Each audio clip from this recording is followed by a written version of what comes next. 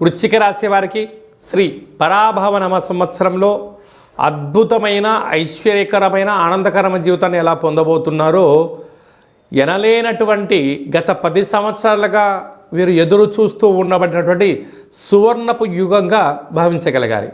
వీరికి వృశ్చిక రాశిలో ఏ నక్షత్రాలు వస్తాయనగా విశాఖ నక్షత్రంలోని చివరి పాదమైన 4వ పాదము, అనురాధ నక్షత్రంలో 4 పాదాలు, జ్యేష్ఠ నక్షత్రంలో 4 పాదాలు కలిపితే వృశ్చిక రాశి.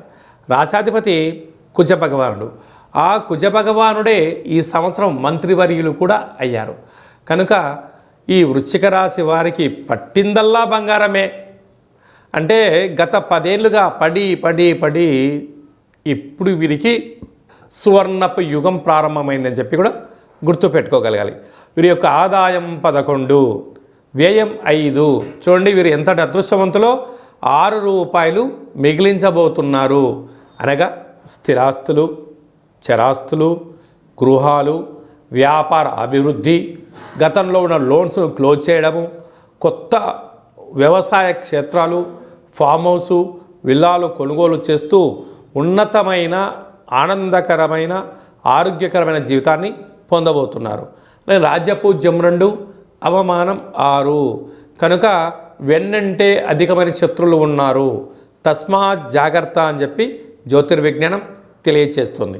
అలాగనే రాశాధిపతి కుజభగవానుడు మంత్రివర్యులు అవడం వలన పోలీస్ శాఖతో, రక్షణ శాఖతో, ఆర్డీఓ, ఎంఆర్ఓ, కలెక్టరేట్, సెక్రటరీ ఉద్యోగాల్లో ఉండబడిన వారితో విభేదాలకు అవకాశం ఇవ్వద్దు. వీలైనంత వరకు సమన్వయంగా వెళ్ళగలిగితే శత్రువులు అభివృద్ధి కాకుండా ఉంటారు. ధనవాక్కు కుటుంబ స్థానాధిపతి దేవగురు బృహస్పతి రాజు అవ్వడం వలన మీ విద్యలో, ఉద్యోగంలో, వ్యాపారంలో అనంతమైన సంపద, ఆధ్యాత్మిక చింతనతో కూడుకొని దేవతా దర్శనం వలన 100 మార్పు కాబోతుందని చెప్పి గమనించాలి.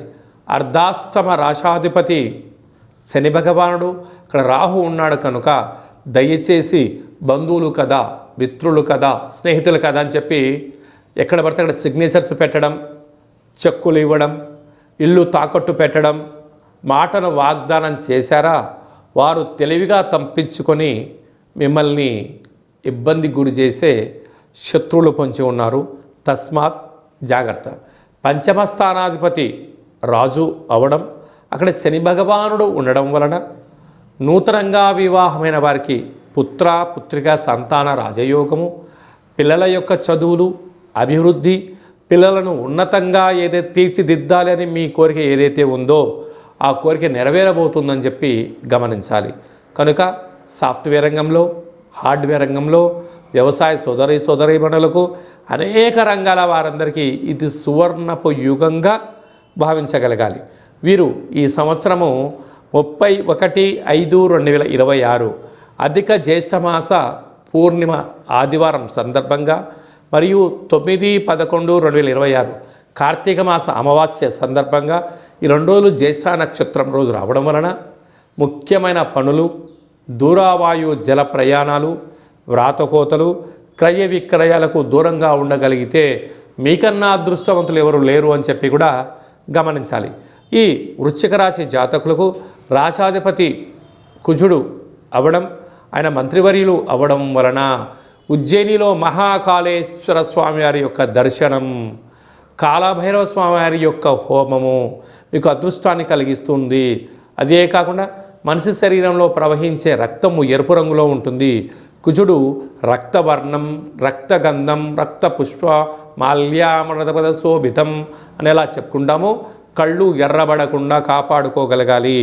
శరీరంలో రక్తహీనత వ్యాధులు వచ్చేటువంటి పరిస్థితి ఉంటుంది. అంటే గుండె జబ్బులు, శ్వాసనాళాలు, నాలుక, ఆహారము ఉత్పత్తులు, వాహన ప్రమాదాలు స్వల్పంగా కనపడుతున్నాయి. కనుక స్వీయ నియంత్రణ. బైక్లో వెళ్ళేవారు తప్పక హెల్మెట్ ధరించండి. కారు ప్రయాణం చేసేటప్పుడు మితిమీరిన వేగం పనికిరాదు. సీట్ బెల్ట్ పెట్టుకోండి. మీరు బార్డర్ దాటారా అంటే భారీ మూల్యం చెల్లించక తప్పదు. ప్రభుత్వ చలానాలను సకాలంలో కట్టుకోవడము, సకలమైనటువంటి ఇబ్బందులు కనపడుతున్నాయి. కనుక ఇలాంటి కాల సమయంలో ఆ ఉజ్జయిని మహాకాలుడి యొక్క దర్శనం, కాళభైరవ స్వామి యొక్క సేవ, ఈ యొక్క షట్చక్రాలను అదుపులో ఉంచుకోవడము, ప్రతి మంగళవారం పూట మెడిటేషను, ఈ మూలాధార సహస్ర చక్రాలను సంపూర్ణంగా శ్వాస మీద ధ్యాస ఉంచుకొని వీటిని వికసింప చేసుకోగలిగితే మీకన్నా అదృష్టవంతులు ఎవరు లేరు అని చెప్పి గమనించాలి.